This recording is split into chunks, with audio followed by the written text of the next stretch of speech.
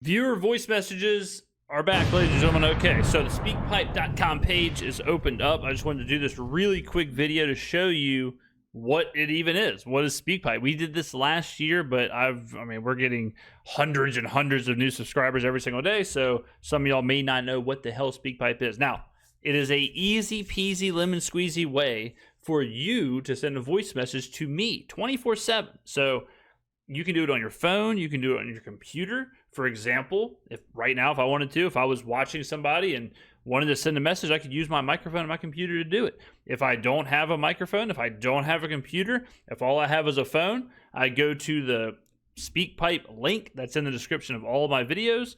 I go to it and I can do it just like I would a normal phone call. All right. So it's a way for the audience to ask me, say whatever, anything. All right. And we're going to react and respond in videos throughout the week. Can't wait. Very exciting stuff. Super fun. It's a good way for y'all to voice your opinion outside of the comments section, right? So we're going to do the first two. So these are the first two that came in.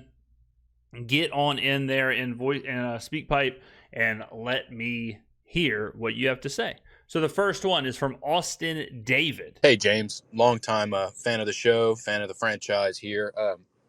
Fan of the franchise. I like that. We got the face of the franchise, the franchise, the fan of the franchise. Maybe I should start doing fan of the franchise merch. What are we thinking here, ladies and gentlemen? What are we thinking? I wanted to ask what you thought about Kellen Moore's willingness to let Spencer spin the ball in the red zone. Yeah. And I ask that because it seems to me like when we get inside the 10, this team wants to do trick plays. They want to run the ball. They do not want their second-year quarterback throwing the ball.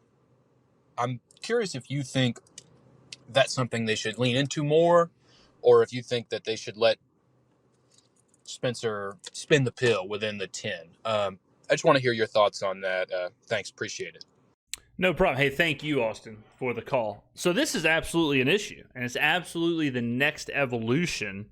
All right, we need to have like a Thunderstone with Pikachu turn him into Raichu type situation. But this is the next evolution of the Saints offense. A couple weeks ago, we're just hoping to matriculate. We're just hoping to move the ball downfield. We're just hoping to figure out that, right? How are we going to pick up first downs? How are we going to get down the field? Now it's, okay, we can get down the field. We can get first downs. We kind of know what we're doing on first down, second down. We kind of know what we're doing on 3rd and 6 or 3rd and 9 or 2nd and 7, whatever. We kind of have a plan here. But when that field gets condensed, what do we do? Now, here's the first problem. First problem with it is, what is the Saints offense outside of the red zone? The offense is short to intermediate passes. The offense is run the football. The offense is kind of keep everything safe, right? We've only really had 2 shots all season. Well, when the defense is condensed, all of a sudden, the short to intermediate doesn't exist because the defense is just inherently in the short to intermediate, right? If they're backed up and there's only 20 yards of field, then they're covering inherently a majority of the field, right? So that is harder. So already the infrastructure of the offense, the normal way we operate has now become harder, all right?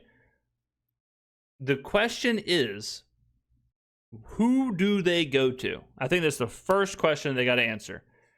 It's not, as of right now, it's not Chris Olave, it's not Rashid Shaheed. Well, that's a problem because what also do we know? About 30-ish% of the target share is Chris Olave. So you're now losing a majority of your target share. So who do you go to? Juwan Johnson? That can't be the only answer. Do you bring in Devon Vele? Do you now change your offense to match the red zone? Possibly, right? Running the football. Best case scenario is you have 1st and goal on the 1. Just run the football, right? Philadelphia, how many times did they do it? But you got to have a plan. You got to have a way to score from 7 yards, 8 yards, 9 yards, 10 yards, 11 yards, 15 yards out. So the Saints, I think it's a less of a Spencer Rattler question. Like it's less of, will the Saints let Spencer Rattler spin the pill? And I think it's more of a question of what are they actually trying to accomplish? What is the design? Who's on the field? What is the play? And then I think once they figure that out, I think then they'll let Spencer Rattler spin it, right? But I think we've seen these trick plays or the running or whatever or the stall outs because they don't really know yet. They don't really have a plan for what they're going to do when the field gets condensed. There is a small part of the field right now that's given the Saints the most trouble. I would say it's probably from the 25 to the 10. I think within the 10, they're happy to run the football. Happy to use Taysom, happy to run the ball, use Kendra. Even like on the 5, they're happy to just run like Devon Vele slants and things like that. Juwan Johnson outs, whatever. From the 10 to the 25-ish, I think they're a little confused of what they want to do. And once they figure that out, I think we'll be all right. Thank you, Austin, for the message. The next one, last one, is from Josh. Hey, James. It's your boy Josh. What's up, Josh? And I kind of want to call my shot here a little bit. Yeah, go ahead. I want to see what you think about at the end of the season, the Saints have a 5-game win streak. New head coach. We're still learning. I think by then we get it all figured out and everything starts working, and then, end the season with a win streak. All right. Now, this is what makes my channel different than every other channel. Every other channel would say, hell yeah, brother. 5-game win streak, figure it out. Yeah, no doubt about it. Love it. Love that. Love that for us, right? My first question is, well, who do we play? My first question is, what are those 5 wins? Who are they against? Because I know the schedule gets much easier at the end of the year. So let's take a look. The last 5 games: Falcons, Titans, Jets, Panthers, Bucks. Okay? At Atlanta, at Tennessee, at Tampa, Panthers and Jets at home. All right? Some winnable games in there for sure. Winning at Tampa and at Atlanta, difficult, right? But how about this? I'll do you one better. We can mathematically answer this question. This is going to be a teaching moment, ladies and gentlemen. This is why my channel is so different than everyone else's. Because everyone else's, this is the second step. The first step would have been, hell yeah. Second step is they just look at the schedule and go, we beat the Panthers, beat the Jets, beat the Titans, 50-50 Falcons, 50-50 Bucks, right? And then they move on. Let's mathematically do this. How can we do this? NFL look-ahead lines, so this gives you look-ahead lines for every single game across the NFL season. Now, these change, obviously. The Colts right now they're power rated really high, but if they start losing, then these numbers change, whatever. So this is a fluid situation. Here's the Saints. So you have plus 5.5 against Atlanta, plus 3.5 against Tennessee. That number's crazy. Minus 1.5 against the Jets, plus 1.5 against Carolina, plus 9.5 against Tampa. Again, these numbers are going to change. This is just what we have right now for the example. We're not going to be 3.5-point dogs against Tennessee. Okay? So then what can we do? We can go to DraftKings or FanDuel or BetMGM or whatever, and we can find the correlated odds for those spreads, which I have done. So I had to use a college game here. Mississippi State is plus 9.5 against Florida. They're plus 285 on the money line. I did that for every game. So Saints Bucks is 5.5. Commanders Dallas is 3.5. Steelers Packers is 3.5. Texans is minus 1.5. Commanders are plus 1.5 or something like that. It might be flipped, but regardless, that's what this is. Okay, so that gives us a 5-pick parlay because that's what it is, right? You have 5 games. You're saying we're going to win all 5 games in a row, so 5-game parlay for plus 10,629. All right. Now you can do implied probability. The way you can write this down if you want. The way you do implied probability with underdogs is you have the formula is 100 divided by 100 plus the odds. So in this situation, it's 100 divided by 10,729, which will give you a long drawn out number, which of course to get a percentage, you times by 100, okay? Or move the decimal 2 spots, whatever, we all know that. So what that gives you is, if you do all the math, so 100 plus 10,629 is 10,729. So it's 100 divided by that number. That gives you, we've already done the times 100. So the percentage is 0.93%. So less than 1% chance to do what you're saying. So it's a little bit less than a 1% chance. So 99% chance that it does not happen. There you go. So that's the mathematical, that is the mathematical part of that. Now let's say, just for poops and giggles, let's say you eliminate the Bucks. Let's say you say, well, okay, let's do a 4-game winning streak, because winning at Tampa is difficult. Tampa's one of the best teams in the NFC, right? So take out the 9.5 point, 9.5. Let's make it a 4-game parlay. All right, so we have plus 1.5. We've got minus 1.5. We've got 3.5 and 5.5. I think were the other ones. Let's see if we can find them. We've got, I know the 5.5 right here, and 3.5 right here. So that gives us plus 2,897. So we just walked through this so y'all can tell me what's the formula. That's right. It's 100 divided by what is 2897 plus 100 is 2997. Okay, so 2997. So 100 divided by 2997 gives us blah blah blah, which you times by 100. All right. So this is now 3.33% to happen. So winning the last 4 games, 90%, 97% chance it doesn't happen. A little bit over 3% chance that it does happen. So there you go. That's this. I mention it all the time, but I think a unique part of this channel is that we do view things from a sports betting kind of foundation, which then leads to a lot of just kind of math. It just leads to, okay, well, what is the, it's similar, like playing blackjack, where some people say, oh, well, I'm just kind of feeling it, I should hit, or I'm just kind of feeling it, I should stay, whatever. That's probably not how you want to play blackjack, right? You probably want to just real quick do the math and just figure out the EV and figure out like what you need to do.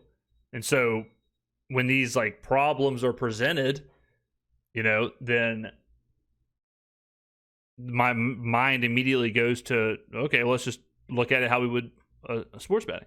That's why it bothers me. It doesn't bother me. I could care less. I'm top of the mountain. I'm the best in the world doing it. No one's even close. But whenever I watch other channels and they're like, I got the Saints. I got like in the Bills game, where it's like, Saints are 0-3. This is the game we win. I'm guaranteeing. I remember, take the Saints out of it. I remember I was watching a Pelicans channel, and the Pels were playing at home, and I was watching the game preview or whatever, and the channel was like, I'm guaranteeing the Saints win this game. Or the Pelicans. I'm guaranteeing the Pelicans win this game. And the Pels were like a 14 or 15 point dog. Like they were about to get rolled. This was like when everyone was hurt. It was close to like a 20-point situation. It was like, they might have been playing like the Lakers or something, because I was probably going to see whoever we were playing. It might have been like, the Suns or some team that's like, okay, I'm going to watch these superstars. And I remember thinking like, brother, if you think the Pelicans are going to win outright, like you need to go make the biggest bet of your life on plus 17 or 18 or not, whatever the spread was. It's like that to me is incredibly disingenuous as a analyst or a commentator, when you're like, oh yeah, no doubt about it, brother. Saints are absolutely winning at Tampa Bay. It's okay. Well, that's like you're talking about whatever it is, a 9.5 point dog. Like that's you have like a 30% chance to win that game. You better come with some reasons of why they're going to win. That was a very long-winded way of answering your question, but I absolutely do think the Saints will be better in the last 5 games than they are at the first 5 games. You got to remember, this is not only a young rebuilding team. This is a young coaching staff. The youngest coach in the NFL, 36 years old. Okay? So this beginning part of the season, Kellen Moore's figuring out how to be a head coach. He's figuring out how to do this. The team is figuring out how to play in his system or Brandon Staley's system. You got rookies mixed up with vets. You've got, Alvin Kamara's learning a brand new system for the first time in his career since his rookie year, right? I guess technically he had to learn Clint Kubiak's last year as well, but you get what I'm saying. There's a lot happening in this early stages, not to mention you're playing the fully healthy Arizona Cardinals, San Francisco 49ers, at Seattle, at Buffalo, and the New England Patriots. Like, tough teams. Much tougher than Tennessee, the Jets, the Panthers. Bucs are really good. Who knows what the situation will be the last week of the season against Atlanta. But, for sure, the team will be better in this stretch. No doubt about it. And this is the easiest stretch because Panthers, Jets, and Titans are not good.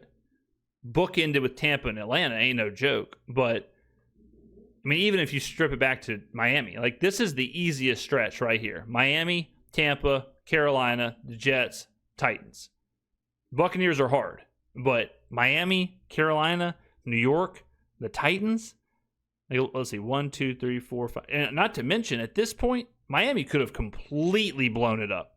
At November 30th, McDaniel could be fired. Waddle could be traded. Hill is, he's already out. Who knows with Tua? Who knows who's playing in this game? So you've got 4 incredibly winnable games out of this stretch of 5 with Miami, Tampa, Carolina, the Jets, and the Titans. Even if you just say we're losing to the Bucs at Tampa, whatever, who cares? But no doubt about it, these are very winnable. And you get Atlanta at home. So this stretch, Atlanta at home, Miami, Tampa, Carolina, the Jets, and the Titans, this 6-game stretch right here, it is not out of the question to go 4-2 in that stretch. It's not out of the question. You go 5-1 in that stretch if you beat Atlanta at home.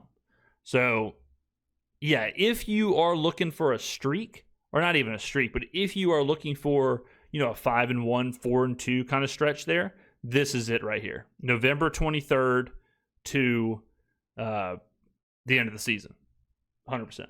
All right, so that's how SpeakPipe works. That's how we're going to do it. We're going to, answer questions periodically.